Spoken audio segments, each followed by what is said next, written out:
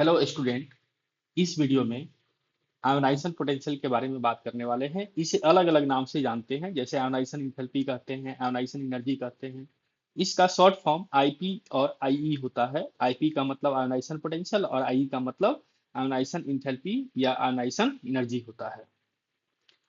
बात करें इसके डिफिनीशन की, तो ग्राउंड स्टेट में आइसोलेटेड गैसियस एटम से मोस्ट लूजली इलेक्ट्रॉन को रिमूव करने में जो मिनिमम एनर्जी की जरूरत पड़ती है उसी को आयोनाइजेशन एनर्जी कहते हैं। आइसोलेटेड का मतलब होता है कि वह एटम अलग थलग है, किसी के साथ कोई बॉन्डिंग या इंटरेक्शन में नहीं है, वो अकेला एटम है, राइट। अब बात करते हैं सक्सेसिव आयोनाइजेशन एनर्जी की। सक्सेसिव आयोनाइजेशन एनर्जी की यहाँ क्यों जरूरत है? क्योंकि मान लीजिए अगर आपको आइसोलेटेड गैसियस एटम से दो इलेक्ट्रॉन निकालने हैं, तो दो इलेक्ट्रॉन एक साथ नहीं निकलेगा। एक इलेक्ट्रॉन निकलेगा, फिर उसके बाद ही दूसरा इलेक्ट्रॉन निकलेगा। एक साथ इलेक्ट्रॉन दो या तीन ऐसे नहीं निकल सकते हैं। Step by step he electron बाहर निकलता है। जैसे पहला इलेक्ट्रॉन को रिमूव करने के लिए जो एनर्जी लगी है उसे फर्स्ट आयोनाइजेशन एनर्जी कहते हैं। दूसरे इलेक्ट्रॉन को निकालने के लिए जो एनर्जी लगी है उसे सेकेंड आयोनाइजेशन एनर्जी कहते हैं। थर्ड इलेक्ट्रॉन को निकालने के लिए जो एनर्जी लगी है उसे थर्ड आयोनाइजेशन एनर्जी कहते हैं। जैसे जैसे इलेक्ट्रॉन निकलेगा उसकी वैल्यू एनर्जी की बढ़ती जाएगी। जैसे फर्स्ट से ज्यादा आयोनाइजेशन एनर्जी सेकंड की होगी, सेकंड से ज्यादा थर्ड की होगी। यहाँ देखिए, फर्स्ट से ज्यादा एनर्जी, कहीं ज्यादा एनर्जी सेकंड में लगी है, सेकंड से कहीं ज्यादा एनर्जी थर्ड में लगी है। तो ये हमेशा इंक्रीजिंग ऑर्डर में होता है किसी एलिमेंट के लिए। Ionisation energy is always endothermic process for any neutral atom. किसी न्यूट्रल एटम के लिए आयोनाइजेशन इंथैल्पी हमेशा ही क्या होती है? इंडोथर्मिक होती है, यानी हमेशा एनर्जी उसमें लगेगी, एनर्जी खाएगा, right. Units of ionisation energy. Ionisation energy की यूनिट इस तरह से है। इलेक्ट्रॉन वोल्ट पर एटम में आप देख सकते हैं, किलो कैलोरी पर मोल में देख सकते हैं, किलो जूल पर मोल में देख सकते हैं। आयोनाइजेशन एनर्जी की पीरियोडिसिटी के बारे में बात करेंगे, यानी पीरियड में जाएंगे तो क्या होगा, ग्रुप में जाएंगे तो क्या होगा। तो अगर किसी पीरियड में लेफ्ट टू राइट आप जाते हैं तो जेड इफेक्टिव बढ़ता है, क्योंकि एटॉमिक नंबर बढ़ता है, वैलेंस ऑर्बिट कांस्टेंट रहता है, राइट। तो आयोनाइजेशन एनर्जी क्या होगी? बढ़ेगी। जबकि ग्रुप में टॉप टू बॉटम आते हैं तो वैलेंस ऑर्बिट नंबर बढ़ता है, तो आयोनाइजेशन एनर्जी घटेगी। अब बात करेंगे आयोनाइजेशन एनर्जी को कौन कौन फैक्टर है जो अफेक्ट कर सकते हैं। तो वो फैक्टर कुछ इस तरह से हैं। अगर जेड इफेक्टिव को बढ़ाते हैं तो आयोनाइजेशन एनर्जी बढ़ेगा। अगर साइज या रेडियस बढ़ता है तो आयोनाइजेशन एनर्जी घटेगा। अगर वैलेंस ऑर्बिट नंबर बढ़ता है तो आयोनाइजेशन एनर्जी घटेगा। पॉजिटिव चार्ज अगर बढ़ा रहे हैं, इंक्रीज हो रहा है, तो आयोनाइजेशन एनर्जी बढ़ेगी। अगर नेगेटिव चार्ज बढ़ रहा है तो आयोनाइजेशन एनर्जी घटेगी। दो फैक्टर और भी इस प्रकार हैं।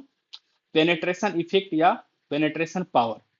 पेनेट्रेशन पावर का इफेक्ट कुछ इस तरह से है। इसका सबसे ज्यादा होता है। सबसे ज्यादा इसका इसलिए होता है क्योंकि न्यूक्लियस के काफी क्लोज होता है।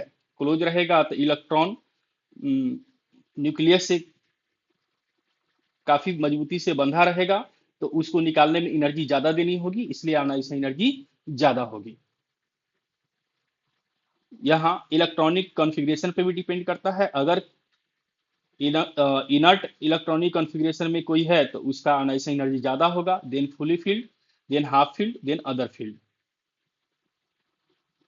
आयोनाइजेशन एनर्जी का वेरिएशन एस ब्लॉक में देखने वाले हैं। हम लोग एस ब्लॉक का, ये हम लोग पीरियड में एग्जाम्पल सेकेंड पीरियड का लिए हैं। ये कोई पर्टिकुलर एस ब्लॉक का एग्जाम्पल नहीं है, सेकेंड पीरियड में हम लोग देखने वाले हैं, जिसमें एस ब्लॉक और पी ब्लॉक दोनों एलिमेंट्स लिए गए हैं।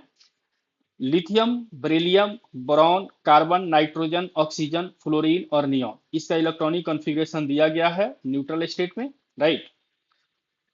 इसमें जब लेफ्ट टू राइट, क्योंकि ये पीरियड की बात है, तो लेफ्ट टू राइट जाने पे आयोनाइजेशन एनर्जी बढ़ती है, तो नियॉन का ज्यादा होना चाहिए। देखिए नियॉन का ज्यादा है भी। लेफ्ट में लिथियम है तो उसका कम होना चाहिए, कम है भी। लेकिन ये रेगुलर ऑर्डर में नहीं है, कहीं कहीं वेरी किया है, क्योंकि लेफ्ट टू राइट जाने पे जेड इफेक्टिव बढ़ता है तो आयोनाइजेशन एनर्जी बढ़ती है, लेकिन आयोनाइजेशन एनर्जी को अफेक्ट करने वाला एक ही फैक्टर जेड इफेक्टिव नहीं है, और भी फैक्टर इसके साथ हैं, उसको भी आपको देखना पड़ेगा। जैसे यहाँ पर देखिए पेनिट्रेशन इफेक्ट लग रहा है, क्योंकि एस से इलेक्ट्रॉन निकालने में, पी से इलेक्ट्रॉन निकालने में एस से ज्यादा आपको एनर्जी देनी पड़ेगी। दूसरे शब्दों में हम कहें तो ये फुलफिल्ड है, राइट। इसमें दो इलेक्ट्रॉन भरते हैं, दो भरा हुआ है, तो ये फुलफिल्ड है, तो इसलिए इसके आयोनाइजेशन एनर्जी ज्यादा होगी, राइट। और यहाँ ये हाफ फील्ड है, ये अदर फील्ड है, तो इसलिए नाइट्रोजन की आयोनाइजेशन एनर्जी ज्यादा होगी ऑक्सीजन के कंपेरिजन में। तो यहाँ पे पेनेट्रेशन इफेक्ट की वजह से ऐसा चेंज हो गया। तो देखिए यहाँ पर बेरिलियम ज्यादा हो गया है बोरॉन से, यहाँ जबकि ऑक्सीजन ज्यादा होना चाहिए था, लेकिन ये हाफ फील्ड है इसलिए ऑर्डर बदल गया है, नाइट्रोजन ज्यादा हो गया है ऑक्सीजन से। तो इस बात को आपको ध्यान देना है।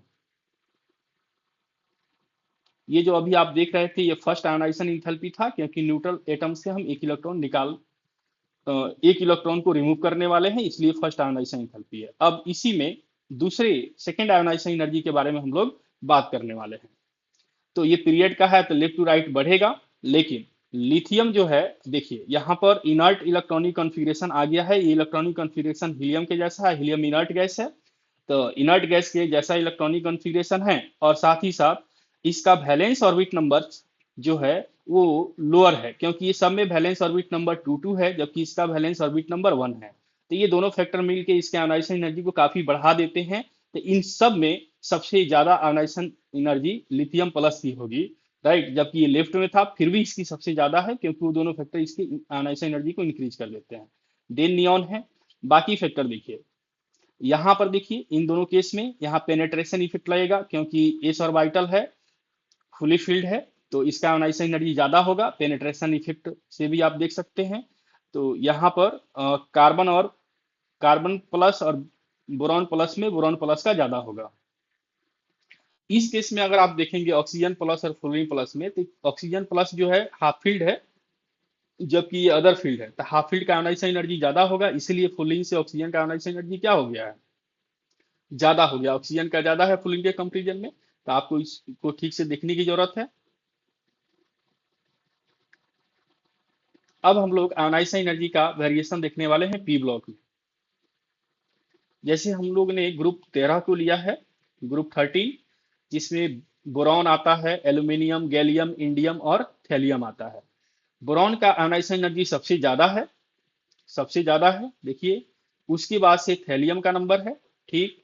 उसके बाद से गैलियम का नंबर है, और उसके बाद एल्यूमिनियम का नंबर है, सबसे कम इंडियम का है, राइट। आपको ट्रिक क्या है, इसको आपको टेढ़ा डब्लू बना लेना है, ठीक। तो जो सबसे फर्स्ट होगा वो सबसे ऊपर रहेगा आयोनाइजेशन एनर्जी के ग्राफ में, तो सर वो आयोनाइजेशन एनर्जी ज्यादा रहेगा। सबसे लोअर में कौन है, इंडियम है, ठीक। ये मोस्ट इंपोर्टेंट क्वेश्चन है, आप बहुत बार एग्जाम में आ भी चुका है, तो ये आप ठीक से देख लीजिए, बहुत अच्छा क्वेश्चन है, वीवीआई क्वेश्चन, आप इसे कंसिडर कर लीजिए। हाँ, अब ये जो वेरिएशन है ये एनसीईआरटी डेटा से भी आप देख सकते हैं। ओके, सबसे ज्यादा आयोनाइजेशन एनर्जी किसका था, बोरॉन का था। बोरॉन के बाद अगर आप नंबर देखते हैं, बोरॉन के बाद नंबर थैलियम का है, थैलियम के बाद नंबर किसका था, तो डाटा 3 और बचा हुआ है। तो इन तीनों में अगर आप देखेंगे तो एल्यूमिनियम का, ये गैलियम का नंबर आएगा। देखिए गैलियम का ये है आयोनाइजेशन एंथैल्पी, उसके बाद एल्यूमिनियम, और सबसे कम किसका है, इंडियम का है। तो ये डेटा सपोर्ट कर रहा है कि ऑर्डर आपका सही है। अब देखेंगे group number 14, carbon, silicon, germanium, tin, PB आता है इसमें। देखिए कार्बन का आयोनाइजेशन एनर्जी सबसे ज्यादा है, राइट। तो आप टॉप टू बॉटम जा रहे हैं, आयोनाइजेशन एनर्जी घट रही है, क्योंकि वैलेंस ऑर्बिट नंबर बढ़ता है, साइज बढ़ता है। तो सबसे ज्यादा कार्बन का हो गया, कार्बन से, कार्बन के बाद सिलिकॉन का, सिलिकॉन के बाद हो गया है जर्मेनियम, जर्मेनियम के बाद देखिए होना चाहिए था ये टीन, लेकिन है कौन, पीबी। तो यहाँ एक वेरिएशन है, आपको ठीक से देखने की जरूरत है। कार्बन सबसे ज्यादा है, देन सिलिकॉन है, सिलिकॉन के बाद जर्मेनियम है, जर्मेनियम के बाद पीबी है, पीबी के बाद ये एसएन है। तो यहाँ एक आपको देखना पड़ेगा। तो ये भी बहुत अच्छा क्वेश्चन है। अब नाइट्रोजन ग्रुप नंबर 15 में आते हैं, राइट। ग्रुप नंबर 15 में एनसीईआरटी का डेटा क्या कहता है, सबसे ज्यादा नाइट्रोजन का आयोनाइजेशन इंथैल्पी है, तो टॉप टू बॉटम जाने पे घटता है, तो ये उसी ऑर्डर में है, कहीं कोई वेरिएशन नहीं है। तो ये क्वेश्चन काफी आसान है, राइट। टॉप टू बॉटम जाने पे घट रहा है, ये रेगुलर ऑर्डर में है, कोई भी इरेगुलरिटी नहीं है। यहाँ ऑक्सीजन का अगर आप देखें ग्रुप नंबर 16 में आयोनाइजेशन एनर्जी का वेरिएशन, तो टॉप टू बॉटम क्या होता है, घटता है। तो ये घटते ही क्रम में है, देखिए ये घटते ही क्रम में है, कोई इरेगुलरिटी नहीं है, ये भी नॉर्मल है, राइट। यहाँ पर है ग्रुप नंबर 17 को लिया गया है। देखिए टॉप टू बॉटम जाने पे आयोनाइजेशन एनर्जी क्या होता है, घटता है। तो देखिए ये घट ही रहा है, ये भी रेगुलर ऑर्डर में ही है, कहीं कोई वेरिएशन नहीं है। अब हम लोग बात करते हैं ग्रुप 18 की, इनर्ट गैस का आयोनाइजेशन एनर्जी। देखिए टॉप टू बॉटम जाने पे घटता है, तो यहाँ पर देखिए डेटा भी सपोर्ट कर रहा है कि घट ही रहा है, ये रेगुलर ऑर्डर है, कहीं कोई वेरिएशन नहीं है। तो ये क्वेश्चन आसान ही है। तो जहां वेरिएशन दिख रहा है वो क्वेश्चन एग्जाम के पर्पज से बहुत ही अच्छा लेवल का है। जहां वेरिएशन नहीं है वो भी क्वेश्चन इंपॉर्टेंट है, बट वो आपके लिए काफी आसान रहेगा, देखने की जरूरत है, राइट। और जहां वेरिएशन है उस पर ध्यान देने की जरूरत है। अब हम लोग ग्रुप वाइज कंपैरिजन देखने वाले हैं। जैसे यहाँ सेकेंड ग्रुप लिया गया है, थर्ड ग्रुप लिया गया है, तो यहाँ पर फुली फिल इलेक्ट्रॉनिक कॉन्फ़िगरेशन होता है, राइट। NH2 होता है, एस पूरा भरा हुआ है, जबकि यहाँ पे होता है NP1, राइट। तो पेनेट्रेशन इफेक्ट या फुली फील्ड से देखेंगे तो बेरिलियम का बोरॉन से ज्यादा होता है, ठीक है, मैग्नीशियम का भी ज्यादा होता है, कैल्शियम की ज्यादा होता है। लेकिन ये दो जो हैं यहाँ जेड इफेक्टिव की वजह से जेड इफेक्टिव डोमिनेटिंग होकर गया है, इसीलिए ये ऑर्डर यहाँ चेंज हो गया है, राइट। यहाँ पर जैसे ही आप आएंगे तो डी ऑर्बिटल और एफ ऑर्बिटल आने शुरू हो जाते हैं, जिस वजह से पुअर शिल्डिंग ये काम करता है। पुअर शिल्डिंग होने की वजह से जेड इफेक्टिव बढ़ जाता है, इसलिए ऑर्डर यहाँ चेंज हो गया है, जबकि इन तीनों में ऑर्डर अलग टाइप का था, राइट। तो यहाँ ध्यान देने की जरूरत है। यहाँ एक चीज और मैं आपको बता दूं, ये आप चेंज कर लीजिएगा, ये गैलियम है, राइट। ये गैलियम है, गैलियम है। देखिए ये गैलियम में भी कैल्शियम से जब आप गैलियम की तरफ जाएंगे तो डी ऑर्बिटल आएगा, पुअर शिल्डिंग की वजह से जेड इफेक्टिव बढ़ेगा, तो जेड इफेक्टिव बढ़ेगा तो गैलियम का आयोनाइजेशन एनर्जी ज्यादा होना चाहिए था, लेकिन ऐसा नहीं है। डेटा सपोर्ट करता है कि कैल्शियम का है, क्योंकि यहाँ फुली फील्ड इलेक्ट्रॉनिक कॉन्फ़िगरेशन ही इसको डोमिनेट करता है, इसके आयोनाइजेशन एनर्जी को बढ़ाता है। तो ये सब बात ध्यान देना है हमेशा। ये इस वजह से अगर आप आंसर करने जाएंगे डी कॉन्ट्रैक्शन की वजह से तो फिर ये गलत हो जाएगा, इसलिए आपको डेटा के अनुसार ही चलना पड़ेगा। बात समझ में आया, ठीक है। अब आयोनाइजेशन एनर्जी की बात करेंगे डी ब्लॉक में, राइट। देखिए डी ब्लॉक का ट्रिक कुछ इस तरह से है। थर्ड ट्रांजिशन सीरीज का आयोनाइजेशन एनर्जी फर्स्ट से ज्यादा होता है, फर्स्ट का सेकंड से भी ज्यादा होता है, राइट। लेकिन ये आप अप्लाई थर्ड बी में और VCN में नहीं करेंगे। VCN का मतलब है वेनेडियम, क्रोमियम और निकेल में नहीं करना है, बाकी सब में आप ये ऑर्डर फॉलो करेंगे। तो इसमें कौन सा ऑर्डर फॉलो करेंगे, VCN में आपको ये ऑर्डर फॉलो करना है। थर्ड ट्रांजिशन सीरीज का तो ज्यादा है ही, ये दोनों में तो थर्ड ट्रांजिशन सीरीज ज्यादा है, लेकिन ये दोनों में चेंज हो गया है, सेकेंड का ज्यादा है देन फर्स्ट का ज्यादा है। थर्ड में क्या है, नॉर्मल है, और टॉप टू बॉटम जाएंगे आयोनाइजेशन एनर्जी घटेगा, तो ये नॉर्मल ही रूल से चलेगा, कहीं कोई दिक्कत नहीं होना चाहिए। देखिए यहां पर क्या है, स्कैंडियम ज्यादा है, टॉप टू बॉटम जाने पे आयोनाइजेशन एनर्जी घटता है, तो इसमें यही ऑर्डर फॉलो होगा, इसमें कोई कॉन्ट्रैक्शन की बात नहीं होगी। स्कैंडियम का ज्यादा है, देन एट्रियम, एट्रियम के बाद लैंथेनम, लैंथेनम के बाद एक्टिनाइड, एसी इसके नीचे होता है। जबकि बाकी में क्या है कि थर्ड ट्रांजिशन सीरीज का आयोनाइजेशन एनर्जी इस सब केस में ज्यादा है ना। इस सब केस में थर्ड का ही ज्यादा होगा। और VCN में, VCN, इन तीनों में क्या है कि इन तीनों में ऑर्डर आपको देखना है, इन तीनों में ऑर्डर सेकेंड ट्रांजिशन सीरीज का आयोनाइजेशन एनर्जी ज्यादा होगा। बाकी सब में जो बच गया उसमें फर्स्ट का ज्यादा है, राइट, फर्स्ट का ज्यादा है। ये सब जो बच गया है इसमें फर्स्ट का ज्यादा है। तो आप इसे ट्रिक वाइज याद रखेंगे तो याद रहेगा, अदरवाइज ये बहुत टफ काम हो जाएगा आपके लिए। तो ट्रिक वाइज ही याद रखिए, आपके एग्जाम के क्वेश्चन हो जाएंगे। हाँ एक बात हो सकता है, आप सोच सकते हैं डाउन डी बॉटम, यहाँ क्या है, लेंथेनॉइड कॉन्ट्रैक्शन आता है, राइट। लेंथेनॉइड कॉन्ट्रैक्शन की वजह से ये पुअर शिल्डिंग का काम करता है, पुअर शिल्डिंग की वजह से जेड इफेक्टिव बढ़ जाता है, इसलिए थर्ड ट्रांजिशन सीरीज का आयोनाइजेशन एनर्जी बढ़ गया। क्या ये बात समझ में आ रही है, ठीक है। यहाँ पर कुछ इंपोर्टेंट पॉइंट्स दिए गए हैं, इसे आप ठीक से देख लीजिए। ये PD है और ये सिल्वर है, राइट। तो प्लेडियम और सिल्वर में प्लेडियम का आयोनाइजेशन एनर्जी ज्यादा होता है, क्योंकि देखिए ये 5 से आप इलेक्ट्रॉन निकाल रहे हैं, यहाँ इलेक्ट्रॉन 4 से निकालेंगे, तो ऑर्बिट नंबर जहां कम रहेगा तो उसकी आयोनाइजेशन एनर्जी ज्यादा रहेगी। आप ऐसे देख सकते हैं। क्योंकि दूसरी बात, ये फुल फील्ड है और ये हाफ फील्ड है, तो सर फुल फील्ड से आप एनर्जी, आयोनाइजेशन एनर्जी ज्यादा होती है। आप इस लॉजिक से भी देख सकते हैं। सर यहाँ पर क्या है कि हीलियम का साइज भी बड़ा होता है, आयोनाइजेशन एनर्जी भी बड़ा होता है। साइज हीलियम में वांडरवाल रेडियस देखते हैं, साइज बड़ा है, और हीलियम इनर्ट इलेक्ट्रॉनिक कॉन्फ़िगरेशन है या फुल फील्ड है, तो आयोनाइजेशन एनर्जी भी इसकी ज्यादा रहेगी। यहाँ कुछ इंपॉर्टेंट पॉइंट्स दिए गए हैं। ऑक्सीजन मॉलिक्यूल से पहला इलेक्ट्रॉन निकालने में जो फर्स्ट आयोनाइजेशन एंथैल्पी है 1175 किलो जूल पर मोल है। और जेनॉन में से फर्स्ट इलेक्ट्रॉन निकालने में जो फर्स्ट आयोनाइजेशन एंथैल्पी है वो भी उसी के आसपास वैल्यू है, 1170 है, राइट। तो इसकी आयोनाइजेशन एनर्जी आसपास है। तो ये देखा गया कि ऑक्सीजन कंपाउंड बनाता है, फ्लोरीन प्लेटिनम ऑक्सीजन कंपाउंड मिलके कंपाउंड बनाते हैं। तो आयोनाइजेशन एनर्जी ही जेनॉन का भी उसी के आसपास है, तो जेनॉन भी कंपाउंड बनाना चाहिए। तो नील बार्टलेट ने कंपाउंड बनाने का प्रयास किया और कंपाउंड बनाने में वो सफल भी रहे। तो इस तरह से ये जो मिथ था कि इनर्ट गैस कंपाउंड नहीं बनाते हैं, रिएक्शन नहीं करते हैं, ये गलत साबित हो गया। और ये जेनॉन, इनर्ट गैस में जेनॉन वो पहला एलिमेंट है जो कंपाउंड बनाया, राइट। और ये पहला जो करने वाले ऐसा जो साइंटिस्ट थे वो नील बार्टलेट हैं और ये 1962 में किए थे। यहाँ कुछ इंपोर्टेंट पॉइंट्स और भी दिया गया है। जैसे ये डी ब्लॉक एलिमेंट्स है, आयरन, मैग्नीज और क्रोमियम।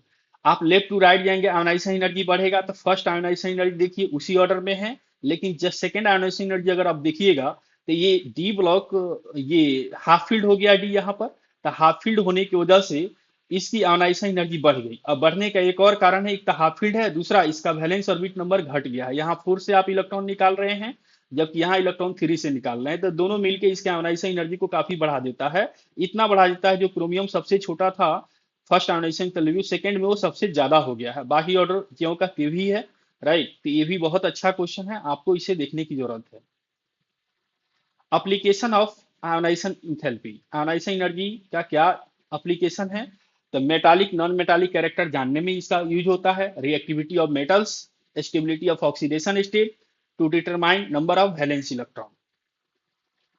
अब हम लोग देखने वाले हैं पहला यूज एप्लीकेशन, मेटालिक और नॉन मेटालिक कैरेक्टर। देखिए, मेटल का आयोनाइजेशन इंथैल्पी जनरली लो होता है, जबकि नॉन मेटल का आयोनाइजेशन एनर्जी जनरली हाई होता है। तो ये आयोनाइजेशन एनर्जी जब बढ़ेगा तो मेटालिक कैरेक्टर घटेगा, या आयोनाइजेशन एनर्जी घटेगा तो मेटालिक कैरेक्टर बढ़ेगा। यानी जिस मेटल का जिसका आयोनाइजेशन एनर्जी कम होगा उसका मेटालिक कैरेक्टर क्या रहेगा, ज्यादा रहेगा। आप ऐसे देख सकते हैं।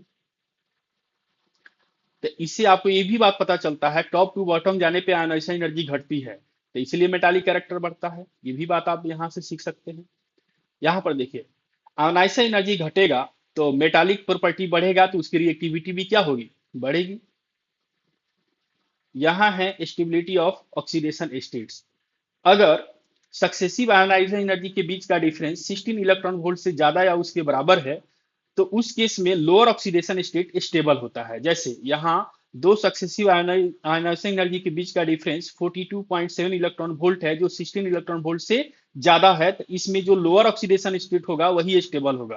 तो Na2 प्लस और Na प्लस में ज्यादा स्टेबल कौन होना चाहिए, Na प्लस।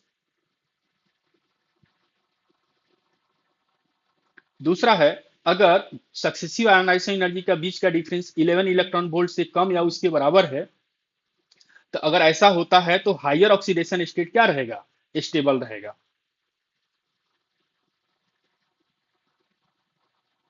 अगर 16 इलेक्ट्रॉन वोल्ट और 11 इलेक्ट्रॉन वोल्ट के बीच आयोनाइजेशन एनर्जी का डिफरेंस रहेगा, उस केस में हायर डिफरेंस में लोअर ऑक्सीडेशन स्टेट स्टेबल होगा और लोअर डिफरेंस में हायर ऑक्सीडेशन स्टेट स्टेबल होगा। इस वजह से आप ये ऑर्डर देख सकते हैं, एल्यूमिनियम प्लस 3 ज्यादा स्टेबल है, then aluminium plus, then aluminium 2 plus.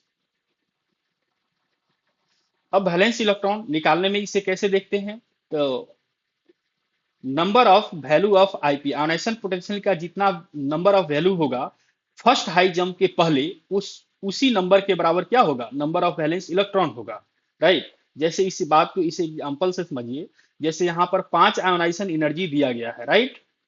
First high jump कहाँ है, यहाँ से यहाँ हाई है, यहाँ से यहाँ भी हाई है, यहाँ से यहाँ ज्यादा हाई है, बहुत ही हाई है। क्योंकि यहाँ देखिए 3500 के आसपास है वैल्यू, और यहाँ पर जो है 25,000। कहाँ 100 से आप 1000 पे चले गए, कितना ज्यादा डिफरेंस है। फर्स्ट हाई जंप है, तो फर्स्ट हाई जंप है, उसके पहले कितनी वैल्यू है आयोनाइजेशन पोटेंशियल की? 3, 1 2 3। तो इसका मतलब इसके पास 3 वैलेंस इलेक्ट्रॉन रहे होंगे।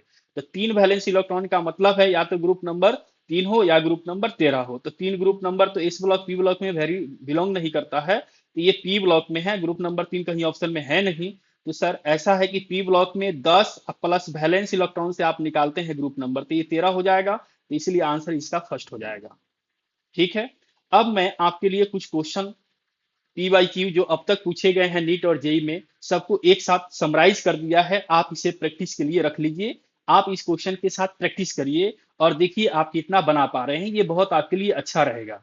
ठीक है, तो आप एक एक क्वेश्चन को मैं 30-30 मिनट का, 30-30 सेकेंड का डिफरेंस दे रहा हूं। आप क्वेश्चन का आंसर उसके नीचे दिया गया है, आप आंसर कर लीजिए।